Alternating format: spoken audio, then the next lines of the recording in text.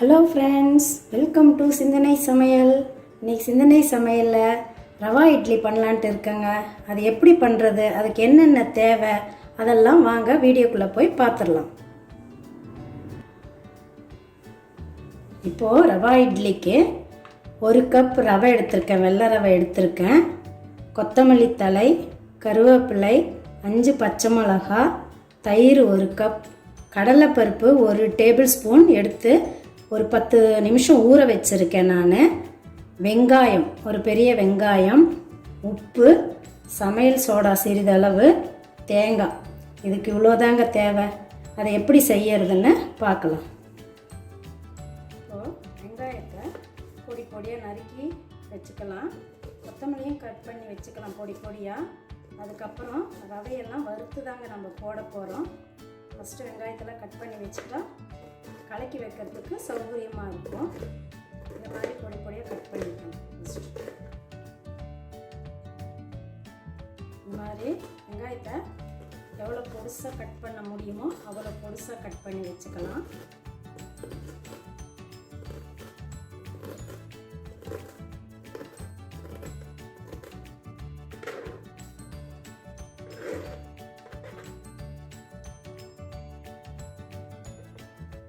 கொத்தமல்லியும் பொடிசாக நறுக்கி வச்சுக்கலாம்.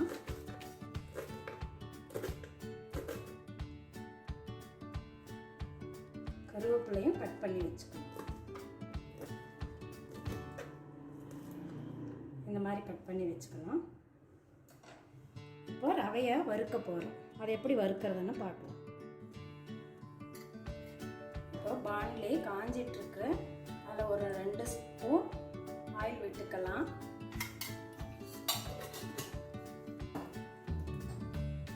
கடுகு போட்டுக்கலாம்.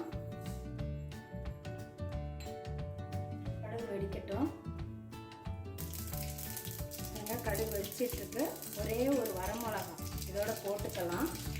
போட்டுட்டு இந்த வெள்ளை ரவை இருக்கு பார்த்தீங்களா, இதையும் இதோட போட்டு கொஞ்சம் சிவப்பாக வறுக்கலாம்.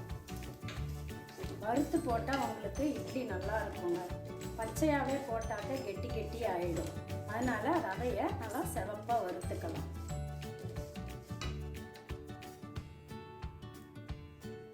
பாருங்க, ரவை இந்த மாதிரி வறுப்பட்டுருச்சு. ரொம்ப சிவப்பாக வறுத்துறாதீங்க. ஓரளவுக்கு கலர் மாறினோன்னா ஆஃப் பண்ணிடுங்க. இவ்வளோதான் இது வறுக்கிறது. இதை ஒரு பவுலில் ட்ரான்ஸ்ஃபர் பண்ணிக்கலாம்.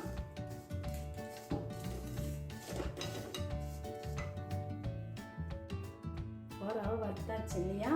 இப்போ இது கூட கட் பண்ண கொத்தமல்லி, கருவேப்பிலை, வெங்காயம் இதை போட்டுக்கலாம்.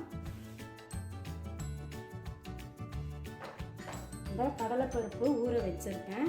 இதையும் தண்ணி எடுத்துட்டு போட்டுக்கலாம். சில பேர் கடலைப்பருப்பு தாளிக்கும் போது போடுவாங்க. நான் ஊற வச்சு போடுறேன். அதே மாதிரி பச்சை மிளகாயும் இந்த தேங்காவையும் மிக்சியில் அரைச்சிட்டு போட்டிங்கன்னா உங்களுக்கு வாயில் வராமல் இருக்கும். பச்சை மிளகா காரமும் சேர்ந்த மாதிரி இருக்கும். இந்த மாதிரி போட்டுக்கோங்க. இப்போ தயிரையும் மிக்ஸ் பண்ணிடலாம்.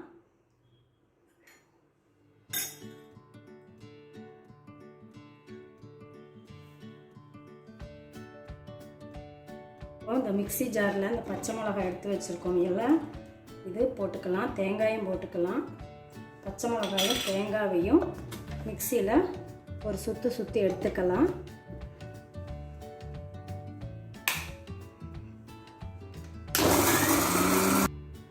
பாருங்கள், இந்த மாதிரி 1-2 அரைச்சா போதும். தேங்காயும் பச்சை மிளகாயும்.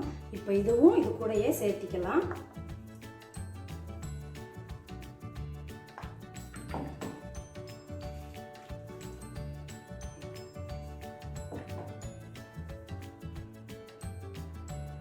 இப்போ தேங்காயும் பச்சை மிளகாயும் சேர்த்ததுக்கப்புறம் கொஞ்சமாக சமையல் சோடா போட்டுக்கலாம். உப்பு இன்னும் சேர்க்கலை. இப்போ இனிமேல் தான் சேர்க்க போகிறேன். உப்பையும் தேவையான அளவு நம்மளுக்கு சேர்த்திக்கலாம். சேர்த்திட்டு இதை நல்லா கொஞ்சம் தண்ணியை விட்டுக்கலாம். உங்களுக்கு தயிரே நிறையா விடணுன்ட்டு வேண்டாம். தண்ணியும் கொஞ்சம் மிக்ஸ் பண்ணிக்கலாம். இந்த மாதிரி பண்ணிக்கோங்க. நல்லா இது ஒரு 20 நிமிஷம் ஊறினா போதுங்க. ரொம்ப நேரம் ஊற விட்டிங்கன்னா ரொம்ப வெந்த மாதிரி ஆகிடும். பாருங்கள், எல்லாம் போட்டு மிக்ஸ் பண்ணியாச்சு. இது ஒரு 20 நிமிஷம் ஊறினா போதுங்க, ரொம்பலாம் ஊற வேண்டாம். ஒரு 20 நிமிஷம் ஊறினதுக்கப்புறம் நம்ம இட்லி பண்ணலாம்.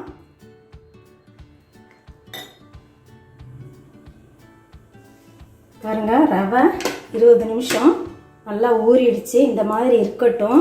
ஒரு ரவை பெருசாக இருந்ததுன்னா நம்ம கலக்கி வச்சதுக்கப்புறம் கெட்டியாக ஆகிடும். அதுக்கப்புறம் நீங்கள் கொஞ்சம் தண்ணி விட்டுக்கலாம், வேணும்னா தயிரும் விட்டுக்கலாம், தண்ணியும் விட்டுக்கலாம். இந்த மாதிரி இருக்கட்டும்.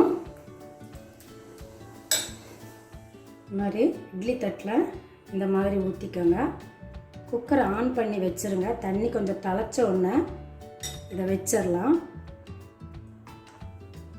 ஸ்டவ் ஆன் பண்ணிடலாம். பண்ணிவிட்டு தண்ணி சூடானதுக்கப்புறம் இந்த இட்லியை அதில் இப்படி வச்சிடலாம். ஒரு 10 நிமிஷம் வெந்துட்டோம். மூடி வச்சு இட்லி வச்சதுக்கப்புறம் ஸ்டவ்வை மீடியமாகவே வச்சுக்கோங்க. அப்போ தான் வேகிறது நல்லா வேகும். பாருங்கள், இட்லி வெந்துருச்சான்னு பார்க்கலாம்.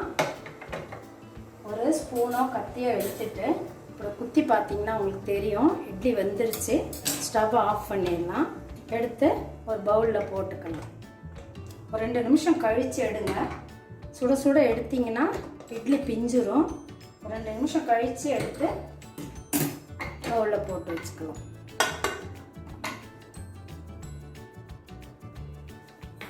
இட்லி எடுத்துடலாம். இப்போ 2 நிமிஷம் ஆயிடுச்சு. பார்த்தீங்களா, ரவா இட்லி செமையாக வந்திருக்கு பாருங்கள். அப்படியே சாஃப்டாக நல்லா இருக்கும். தயிர் ரொம்ப புளிப்பு இல்லாத தயிராக எடுத்துக்கோங்க. லைட்டாக புளிச்சா போதும் தயிர் உங்களுக்கு. என்னோடய மெத்தடில் பண்ணியிருக்கேன். உங்கள் வீட்லேயும் செஞ்சு பாருங்கள் எப்படி இருக்குன்னு. பாருங்கள், ரவா இட்லி செமையாக ரெடி ஆகிடுச்சு. இதுக்கு தேங்காய் சட்னி ரொம்ப நல்லா இருக்கும். இல்லாட்டி இட்லி பொடி கூட வச்சு சாப்பிட்லாம். உங்கள் வீட்லேயும் செஞ்சு பார்த்துட்டு எப்படி இருக்குன்னு கமெண்ட்ஸ் பாக்ஸில் சொல்லுங்கள். கூடவே சிந்தனை சமையலை சப்ஸ்கிரைப் பண்ணுங்கள். மறக்காமல் அந்த பெல் ஐக்கானையும் தட்டி விடுங்க. அடுத்த வீடியோவில் பார்க்கலாம். பாய்.